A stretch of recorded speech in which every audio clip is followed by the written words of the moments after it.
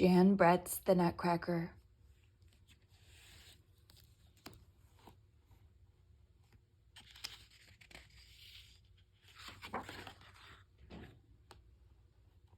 Jan Brett's the Nutcracker.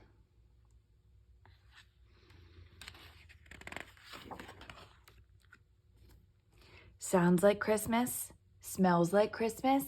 It is Christmas, Marie laughed. Thumps and bumps and jingling bells. I'm ready, whooped her brother Fritz.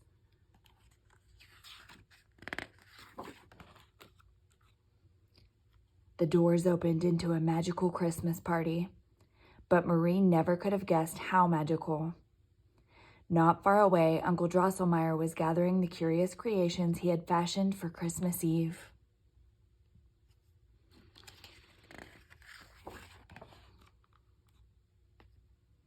Uncle Drosselmeyer wheeled in the mysterious boxes. Inside were a trickster and 2 harlequins. With a turn of his key, a whir-whir, and a hum-hum-hum, they danced. The figures were so lifelike, everyone wanted to join the fun and dance along. But Marie was enthralled by the Nutcracker her uncle had placed under the tree. He looks like a real boy, she mused, who has traveled from a place far away.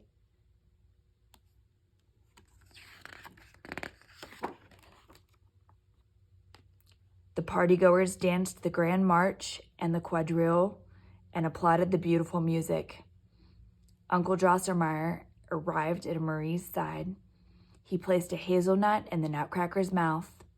Crack! Out came a perfect nut. Marie beamed. What a surprising fellow he is, she thought.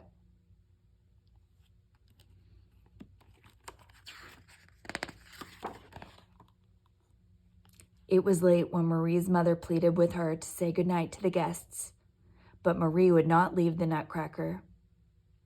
Fritz, wanting to see how he worked, had broken the Nutcracker, and Marie was helping him get better. When the house was silent, Marie lay awake in her bed. I better check on the Nutcracker, she thought. She tiptoed past Uncle's old carved clock with the watchful owl on top.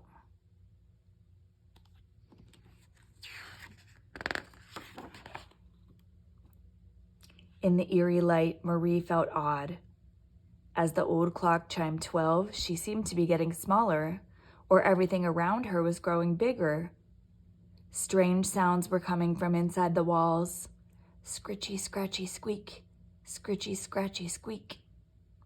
Then Marie saw a mouse as bold as brass who wore a glittery crown.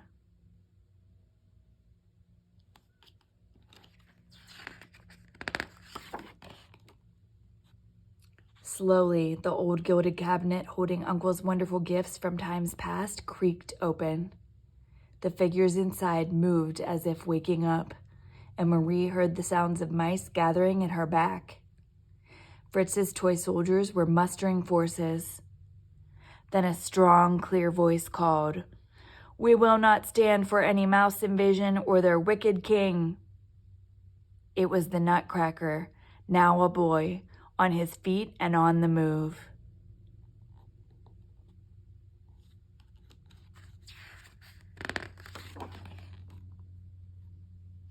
It was a ferocious battle. The Nutcracker jumped into the thick of it. Crack! The soldiers marched and the mice pounced. Then the Mouse King leaped upon the Nutcracker. Brave Marie reached for her slipper, took exacting aim, and toppled the wicked Mouse King in one blow. The Nutcracker was saved.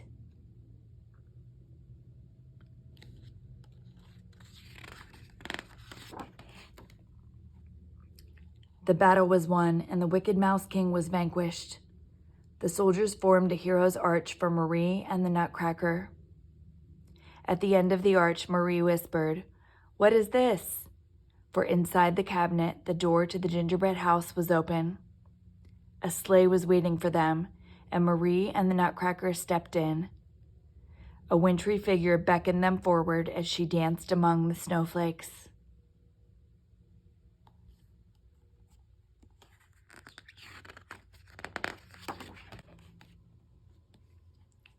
The sleigh glided through a dreamland of icicles until they heard lively music, molto vivace, playing.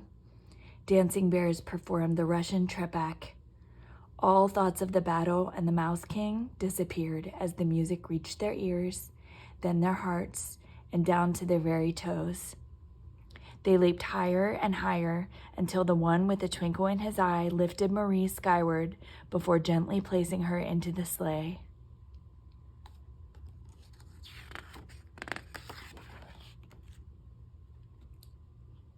Next, they were gliding through a birch copse. The wintry lady escorted them to a sparkling clearing where two elegant foxes performed the danse arabe, their foxtails entwining. Marie, standing on her toes, imagined the handsome fox spinning her as part of the dance. When the foxes bowed toward the lady and the Nutcracker applauded, Marie exclaimed, "She must be the princess of this snowy land."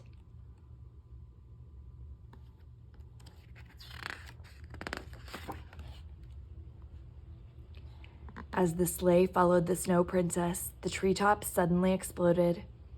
A large creature careened through them, sprinkling the woodland with dazzling snow crystals. The dragon's breath was harumphing out in song, humph, humph, humph, humph.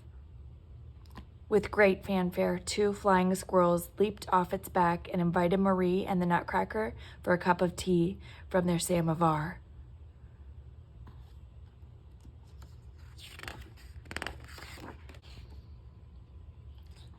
As the sky grew the color of a sugar plum and the snow became many shades of blue, hundreds of tiny flames appeared, and lanterns illuminated the path. Antlered friends playing flutes led them toward a gingerbread house. The Nutcracker smiled at Marie, his eyes happy and sad at the same time, like the music.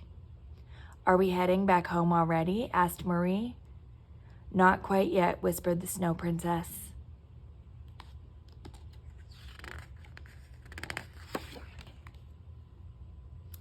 They peeked through the gingerbread windows at bouquets of spring flowers swooping and twirling to a waltz. But they also saw bustling prickles. "I thought hedgehogs slept through the winter," Marie laughed. "You just have to find their gingerbread palace to see them," answered the Nutcracker. The Snow Princess smiled. "We have an even bigger treat ready for you."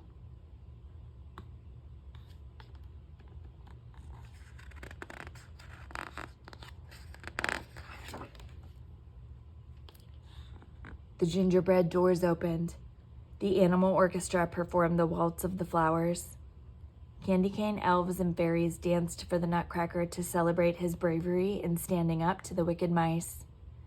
Mother Ginger and her chicks thanked Marie for throwing the slipper that changed the course of the battle.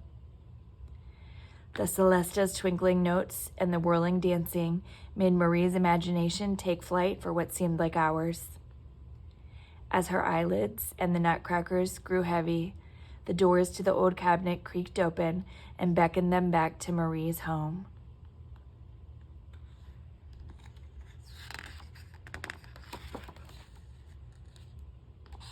The next day, Marie was happy to wake up to her mother's loving face and Fritz's mischievous smile.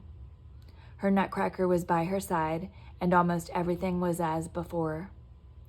But from that day forward, even when she was grown, if she heard the notes of the Celesta, she felt she and the Nutcracker were back in the land of the Snow Princess once more.